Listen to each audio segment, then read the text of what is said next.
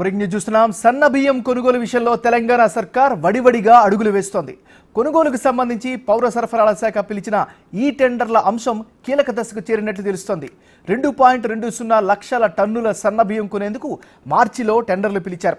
ఇప్పుడు తాజాగా అందుకు గాను బిడ్లను తెరిచారు. జూన్ మొదటి వారం వరకు కోడ్ అమలులో ఉన్నందున ఈసీ నుంచి అధికారులు ప్రత్యేకంగా అనుమతి తీసుకుంటున్నారు.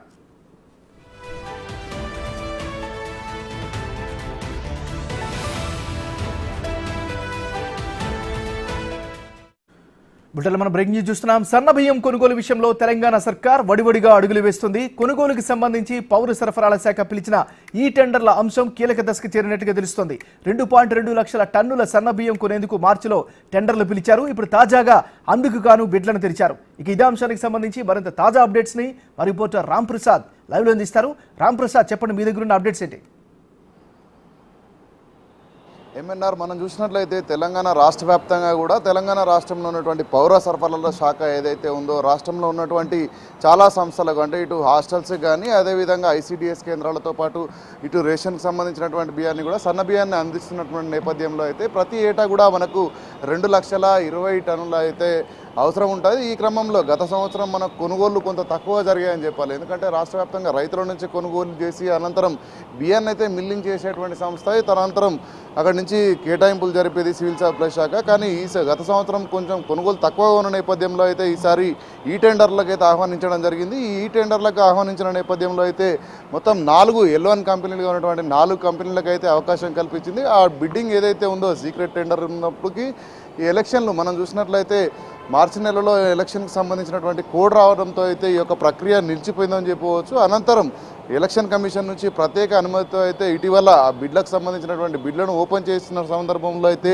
ఈ యొక్క కొనుగోలు ప్రక్రియలో అన్ని కంపెనీలు కూడా ప్రధానంగా 4 కంపెనీలనైతే ఇక్కడ మనం చూసినట్లయితే 4 కంపెనీలు కూడా ఒకటే రకమైన కొంత వ్యత్యాసంతో అంటే ప్రస్తుతం మనకు తెలంగాణ రాష్ట్ర వ్యాప్తంగా కూడా రేషన్ బియ్యం ఎక్కడైనా కూడా మనకు 45 నుంచి 47 రూపాయల మధ్యలో ఈ యొక్క రేటు ఉన్న నేపథ్యంలో అయితే వీళ్ళందరూ కూడా ఒకటే రేటు అంటే సుమారుగా ఇక్కడ ఉన్నటువంటి 4 L1 కంపెనీలు ఏవైతే ఉన్నాయో 4 L1 కంపెనీలు ఉన్నటువంటి కేంద్రీయ బండార్ కంపెనీ అయితే 57 రూపాయలతో కోట్ చేయడంతో పాటు ఎల్జీ ఆగ్రో ఇండస్ట్రీస్ వచ్చేసి 56 రూపాయల 90 పైసలు. అదేవిధంగా మరొక సంస్థ కూడా హిందుస్థాన్ ఎంటర్ప్రైజెస్ కూడా 56 రూపాయల 90 పైసలనే కోట్ చేయడంతో పాటు నాకాఫ్ అనేటువంటి సంస్థ ఏదైతే ఉందో 56 రూపాయల 80 పైసల ధరకైతే టెండర్లను వేసినట్లు మనకు తెలుస్తూ ఉంది. దీనికి సంబంధించి ఇప్పటికే రాష్ట్ర ప్రభుత్వం మామూలుగా రాష్ట్రంలో అయితే 45 నుంచి 50 రూపాయల మధ్యలో అయితే ఇటు బియ్యానికి సన్న బియ్యానికి రేటు ఉన్నప్పటికీ కూడా ఈ యొక్క టెండర్లకు సంబంధించి ఆన్లైన్లో కూడా అందరూ కూడా కేవలం మనం చూసినట్లయితే ఇక్కడ 56 నుంచి 56 రూపాయల 80 పైసల నుంచి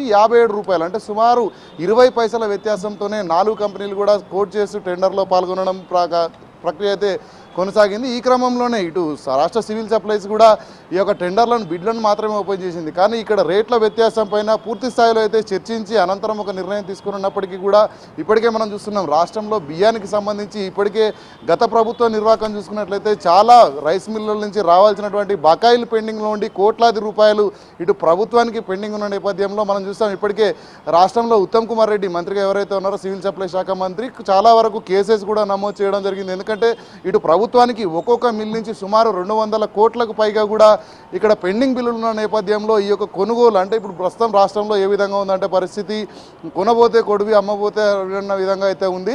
ఈ ప్రభుత్వ స్థాయిలో ఈ యొక్క అంశం ఏదైతే ఉందో దీన్ని కూడా పూర్తి స్థాయిలో మరికొన్ని సంస్థలతో కూడా చర్చించి అయితే ఒక నిర్ణయం తీసుకునేందుకు ఇప్పటికే రాష్ట్ర ప్రభుత్వం అయితే ఒక యోచనకు వస్తున్నట్టు మనకు తెలుస్తుంది. మరికొద్ది రోజుల్లోనే ఎందుకంటే 10 నెలల పాటు కూడా సుదీర్ఘంగా రాష్ట్రంలో ఉన్నటువంటి అన్ని ప్రభుత్వ హాస్టల్స్తో పాటు ఇటు ఐసిడిఎస్ అదేవిధంగా మనం చూస్తున్నాం అన్ని ప్రాంతాల్లో కూడా ఇదే కార్పొరేషన్ నుంచే సప్లై చేయాల్సి ఉన్న నేపథ్యంలో అయితే ఈ ధరల్లో కొనుగోలు చేసినట్లయితే రాష్ట్ర ప్రభుత్వానికి ఎంత నష్టం చేకూరనుంది, అదనపు బడ్జెట్ను కూడా కేటాయించాల్సినటువంటి అవసరం ఉంటుందా, అన్నిటి అంశాలపైన కూడా ఇటు సివిల్ కార్పొరేషన్ అయితే చర్చించనున్నట్లు మనకు తెలుస్తూ ఉంది. ఎంఎన్ఆర్ రైట్, ఇప్పుడున్నటువంటి ప్రస్తుత పరిస్థితుల్లో దీన్ని సీరియస్ అంశంగానే పరిగణించాలా? దీనికి సంబంధించి అధికారులకు సంబంధించినటువంటి ఏర్పాట్లు ఎట్లా ఉన్నాయి మరి?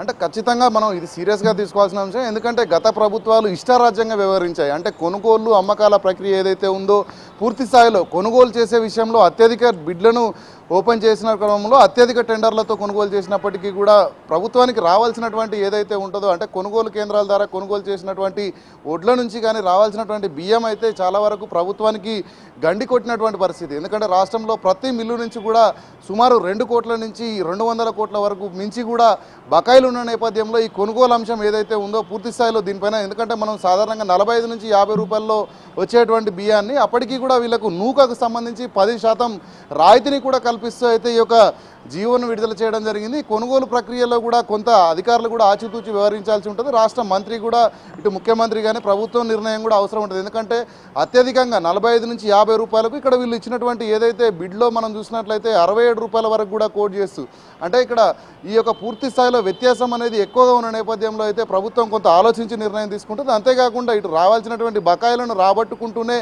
ఇటు చేయవలసినటువంటి ఖర్చు, ఎందుకంటే 10 నెలలకు రాష్ట్ర వ్యాప్తంగా ఉన్నటువంటి అన్ని సంక్షేమ హాస్టళ్లతో పాటు ఐసిడిఎస్ కూడా బియ్యాన్ని అందించాల్సిన నేపథ్యంలో అయితే ఇది అవసరమైనప్పటికీ కూడా అంటే మనకు 2,20,000 టన్నులకు గాను ప్రస్తుతం కొనుగోలు చేసేది అయితే 1,50,000 టన్నులు మాత్రం కొనుగోలు చేయాల్సి ఉంటుంది.